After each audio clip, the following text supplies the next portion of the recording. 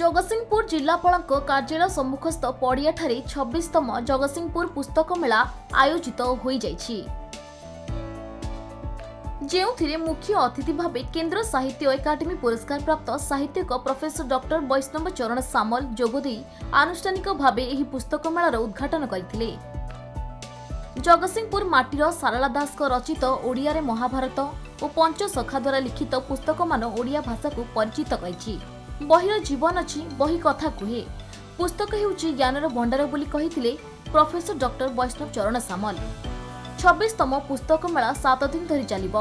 ଏହି ପୁସ୍ତକ ମେଳାକୁ ପାଠକଙ୍କୁ ଆକୃଷ୍ଟ କରିବା ପାଇଁ ବିଭିନ୍ନ ପୁସ୍ତକ ସହିତ ମୀନା ବଜାର, ଫୁଡ୍ ଷ୍ଟଲ୍ ଆଦିର ବ୍ୟବସ୍ଥା କରାଯିବା ସହ ଜଗତସିଂହପୁର ସାଂସ୍କୃତିକ ପରିଷଦ ପକ୍ଷରୁ ପ୍ରତ୍ୟେକ ସନ୍ଧ୍ୟାରେ ବିଭିନ୍ନ ସାଂସ୍କୃତିକ କାର୍ଯ୍ୟକ୍ରମ ମଧ୍ୟ ପରିବେଷଣ କରାଯାଉଛି।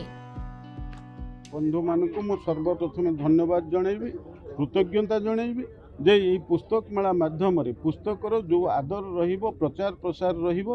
आमे समस्ते जानिते ओडिशा रे जगतसिंहपुर जिला विद्या क्षेत्र रे, शिक्षा क्षेत्र रे एक अन्यतम अग्रणी जिला एवं यही जिला रे बहु कृति संतान माने समग्र पृथ्वी रे एवं भारत वर्ष रे एवं ओडिशा रे ना कमेइचंती एवं विद्यार जो अतुलनीय दान जगतसिंहपुर जिला पई रहिछि सेथिपई पुस्तक मेला माध्यम ये जिलार जो प्रभाव रहिबा कथा एवं जिले में आमर पुस्तक प्रति आदर बढ़ाइबा कथा ताहा सफल होइछि।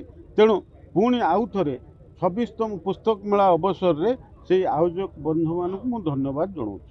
मो संस्कृति भारत संस्कृति ओडिशा संस्कृति जगतसिंहपुर संस्कृति संस्कृति मनस्कता सृष्टि हो एवं पुस्तक बा भाषा प्रति भाषा को लेकिन गोटे जातिर अस्मिता सृष्टि हुए, भाषा प्रति श्रद्धाटा सृष्टि हो। वर्तमान सारा ओडिशा बुली बुली देखुची जे आम भाषा प्रति ममता ना कमी जाऊँच, ह्रास पाई जाइए। भाषा प्रति यदि ममता सृष्टि न हो, जदि आम पुस्तक प्रति श्रद्धाटा सृष्टि न हो, ताहले जातिटा भुशुड़ी पड़ो। कारण पुस्तक अर्थात बही जा कहते आप विद्या साहित्य सेटा ही संजोग करे, कहीं संजोग करें एकमात्र हूँ साहित्य विद्या।